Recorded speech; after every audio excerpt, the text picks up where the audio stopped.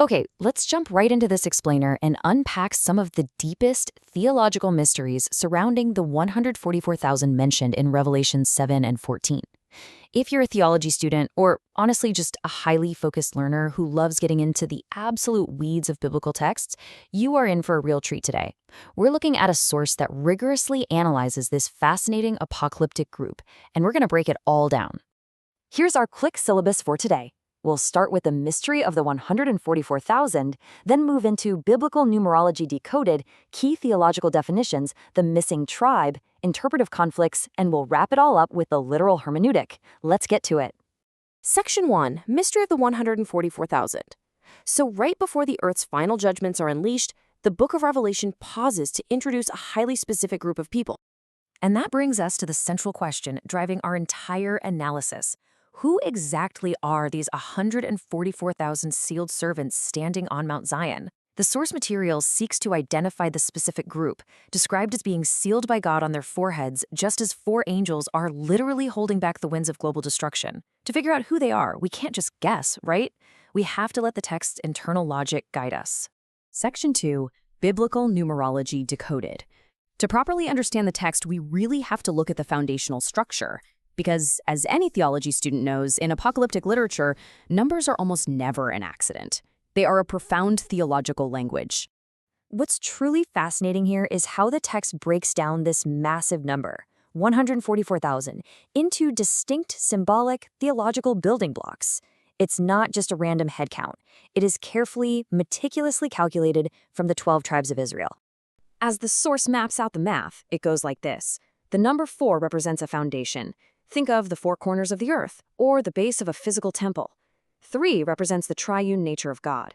Multiply those together, and 12 becomes the number of God's kingdom, which we see in the 12 tribes of the Old Covenant and the 12 apostles of the New. Now, that 12 is squared to 144, representing the ultimate complete kingdom. Multiply that by 1,000 for each tribe, and boom, you get 144,000. It is the literal mathematical symbol of God's perfect, unshakable administration. Section 3, Key Theological Definitions. To really grasp what's happening in Revelation, we have to define our terms by looking backward into the Old Testament. First up, the source brilliantly connects Revelation's seal to the Old Testament, noting that the protective mark echoes the tav in Ezekiel chapter 9. In ancient Hebrew, the tav was literally drawn as the sign of a cross. In Ezekiel, this mark was placed on the foreheads of those who grieved the sins of Jerusalem, effectively protecting them from the incoming judgment. And this perfectly illustrates a biblical pattern across history. Just as the blood of the Lamb protected the Israelites at Passover, and the tav protected the faithful in Ezekiel, the 144,000 received the ultimate seal of ownership, God's very name on their foreheads. It's the exact same theological mechanism of divine protection during a time of extreme wrath. Furthermore, Revelation describes the 144,000 as first fruits. Now, for our theology students, you'll recognize this as a vital Levitical term. First fruits meant a dedicated initial batch of a harvest that guaranteed the rest of the crop. If the first portion is accepted as holy by God, the massive harvest that follows is also automatically declared holy. The source draws a direct, really striking parallel here. At the beginning of the church age, you had 120 Jewish believers gathered in Jerusalem on Pentecost, which, by the way, is literally the biblical feast of first fruits. They sparked a global harvest. Then, in Revelation, you have 144,000 Jewish believers standing on Mount Zion as the first fruits of the end of the age, signifying another massive global salvation event is about to follow. It's beautiful symmetry. Section 4, The Missing Tribe. As we analyze the specific tribal roster given in Revelation 7, a glaring historical and theological omission pops up. It's a puzzle that has fascinated scholars for centuries. When you look at the 12,000 selected from each tribe, the order is highly unusual. While Reuben was the firstborn, Judah actually takes the prominent first slot because of Reuben's historical failures and Judah's rise to the royal lineage. But more shockingly, the tribe of Dan is notably missing from the 144,000 entirely. No mention of them. To keep the number at 12, Dan is replaced by a combination of Joseph and his son, Manasseh. So, why is Dan missing? Well, the source explains this absence by pointing to the tribe of Dan's severe history of apostasy. In the Old Testament, Dan was the very first tribe to fall into organized idolatry. Their early unfaithfulness resulted in the removal from this specific holy end times numbering. It's a pretty sobering theological lesson on the long-term consequences of abandoning faith. Section 5. Interpretive conflicts. The crucial point here is that this highly specific numbering has led to immense modern interpretive conflicts, which we are going to examine impartially right now. Because the text is so detailed, humans have naturally tried to claim those details for themselves. The source strictly dismisses various sectarian claims to this title. For instance, Jehovah's Witnesses claim the 144,000 represent a spiritual, anointed class of their own faithful.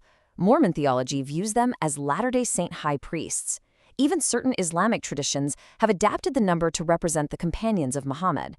The source analyzes these views and dismisses them as being completely detached from the original biblical context and the literal listing of the Israelite tribes. But the interpretive conflicts aren't just from newer sects. More centrally, the source heavily critiques a traditional mainline church doctrine known as supersessionism or replacement theology. This is the belief that the general Christian church has entirely replaced Israel in God's plan. Proponents of this view argue that the 144,000 is simply a symbolic metaphor for the entire generic Christian church, effectively voiding the literal naming of the Jewish tribes. The source pushes back against supersessionism with a very strong structural argument. Just look at the flow of Revelation chapter 7. First, John hears the exact number, 144,000, mathematically broken down into 12 distinct Israelite tribes. But immediately after that, John sees a completely different group, an uncountable great multitude from every nation, tribe, and tongue on earth. The argument here is simple. If the 144,000 simply meant the general multi-ethnic church, Revelation wouldn't painstakingly detail exact Jewish tribal numbers right before describing a distinctly separate multi-ethnic multitude. They have to be two distinct groups. Section 6. The literal hermeneutic. This brings us to our final section, outlining the foundational law of biblical interpretation championed by the source text. Basically, how do we responsibly read apocalyptic literature? This quote right here serves as the hermeneutical anchor for the entire explainer. The source argues passionately for the plain sense of the text.